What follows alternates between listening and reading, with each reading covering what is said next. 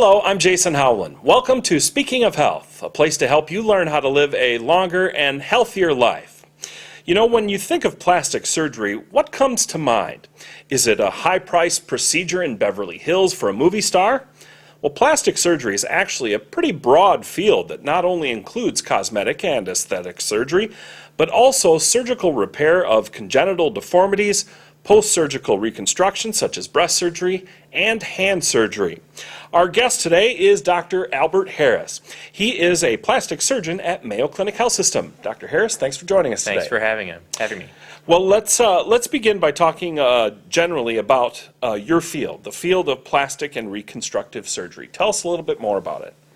So plastic surgery is the medical specialty where we use surgery to try to restore form and or function.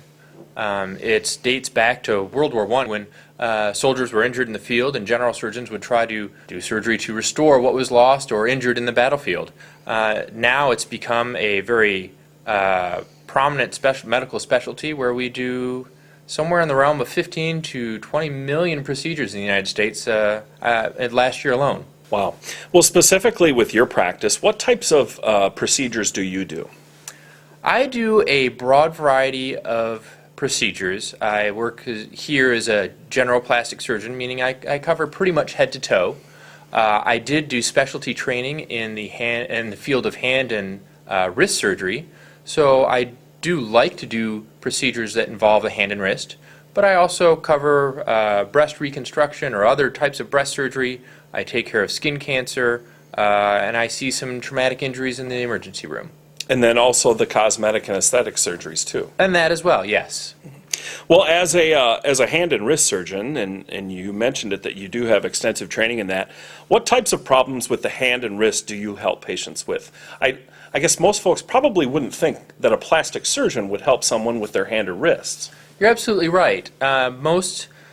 Most people think of their orthopedist when they think of hand and wrist surgery, but really both orthopedists and plastic surgeons do many of the same procedures. I can treat broken bones in the hand and wrist equally as well as an orthopedist, and then we also take care of some of the soft tissue injuries such as tendon injuries or tendinitis. We take care of nerve injuries and nerve problems like carpal tunnel. And then we also deal with some of the congenital things. If a child is born with too many fingers or not enough fingers, we can take care of that as well. And one of those things would be a reconstructive surgery, I would imagine. So what are some of the other reconstructive type surgeries that a plastic surgeon does? Well, again, as I mentioned, we go from head to toe. So some plastic surgeons specialize in pediatric care, and they'll do things like cleft lip or cleft palate or restore children whose skulls have not formed properly. We'll also do reconstructive things for a bad trauma, such as like a car accident or a war injury, where people have lost or severely injured or damaged some part of their body. And then we do cancer reconstruction. So that can be something as simple as taking a small skin cancer off to something like breast reconstruction, where we recreate a breast after we've had to remove it for cancer. And also we do other types of tumors throughout the body. So a lot of different procedures. It's one of the things I like about plastic surgery. Well, let's talk about cosmetic surgery now. What are some of the most common types of cosmetic plastic surgery, and please describe them? Well, in the United States, the most common cosmetic surgery as of last year's numbers is a breast augmentation. Probably about 300,000 breast augmentations were performed last year, and that's where we enlarge the size of the breast either with an implant or with some of your own tissue. That's probably the most common, but also we do things like a tummy tuck, where after pregnancy, if there's loose or excess skin, we remove that surgically. There's liposuction, where we remove unwanted deposits of fat throughout the body, including the head and neck or the hips or thighs.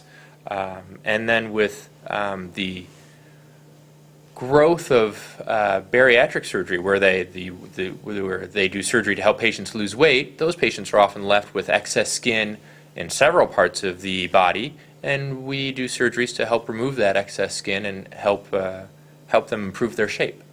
And you mentioned breast augmentation being the number one cosmetic procedure, there's also breast reduction and breast lifting too, correct? Absolutely. Breast reduction doesn't really fall under the cosmetic realm. It can be, but often that can be an insurance-based procedure because oftentimes women are wanting a breast reduction because they're having pain in the back or neck or shoulders. But also a breast lift kind of falls somewhere in between where it's not the size of the breast that's the problem, but the position. And breast augmentations, there are saline implants and silicone implants. What's the difference between the two, and is one better than the other? The difference between the two is really what's inside the implant shell. The implant has a shell that's the same whether it's saline or silicone, and then what's inside is either silicone or saline. Saline is basically salt water, so those patients that get those implants don't have to worry as much about rupturing the implant or injuring the implant because it's really just filled with water and it's not harmful. There was some concern a number of years ago about whether silicone was harmful to have in the body, and for a period of about 10 years or so, the FDA removed silicone implants from the United States and they weren't available. Since that time, studies have been done and shown that silicone is safe to have in the body, and I would say now that silicone is probably the predominant type of implant used for both breast augmentation and breast reconstruction. In terms of what's better, it's a matter of opinion. Some surgeons like saline implants, some surgeons prefer silicone.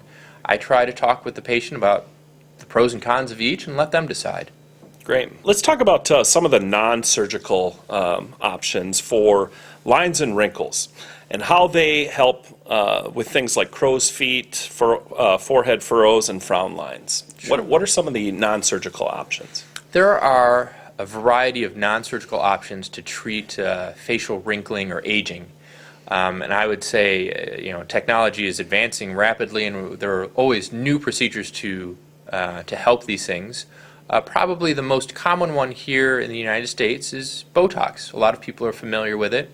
What it is it's a toxin that's used to target specific muscles and paralyze them to prevent those muscles from creating wrinkles. That's a very effective method of treating certain wrinkles, but not all. So in order to complement the Botox, certain fillers have been designed, and what they're gels or liquids that we use to plump up the face to try to dissipate the wrinkle, to restore some of the volume that's lost in the face as we age. And then finally there are other methods such as dermabrasion or microdermabrasion, laser treatments, and chemical peels, which basically try to remove a thin layer of the skin to help tighten the skin and decrease the wrinkling. And all of those procedures should be done by a plastic surgeon? For some of the non-surgical methods, they're done by a variety of different doctors. Of course, if you ask a plastic surgeon, I'm going to say that yes, a plastic surgeon should be the one to do them. But dermatologists are capable of doing a lot of these things and certainly competent to do some of these treatments as well. Now, you said Botox is a toxin. It is. So when I hear that you're injecting a toxin into someone, that doesn't sound good. Are there risks associated with this, or is it perfectly safe? No, there are certainly risks to all of the things that we do in plastic surgery, and some of the risks are small and some of the risks are large. Certainly, Botox as a toxin, if it's used inappropriately, can lead to some serious complications. In the right hands, it is very safe, and most of the side effects that occur, or the bad things that occur, most of them, much like the Botox, are temporary side effects.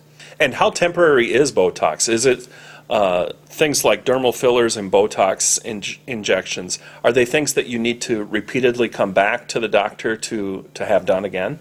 All of the non-surgical methods of treating aging, like Botox and fillers and dermabrasion, they all are temporary in a couple of different senses. Botox itself, it lasts for about 3 to 6 months. And the fillers we find, they last anywhere from 6 months to 1.5 years, but they do need to be repeated in order to maintain their effectiveness. But but also we're fighting a constant process of aging, so that too is something that's going to require treatment as we continue to age. Cosmetic surgery can help improve your appearance, but it's not for everyone. Any words of advice for someone who is considering cosmetic plastic surgery? I think the first thing that I would do is search out a board-certified, trained plastic surgeon. One of the ways you can do that is go to the American Society of Plastic Surgery, or ASPS website, and they have a listing of who's certified by the American Board to perform plastic surgery. And I think that's an important first step to make sure that your surgeon is well trained and safe. But then there are other things to consider as well. One is comfort with the surgeon that you have. Two is to establish reasonable expectations, I would say, to make sure that what you want is something that your surgeon can provide for you. Then there's, of course, the issue of cost.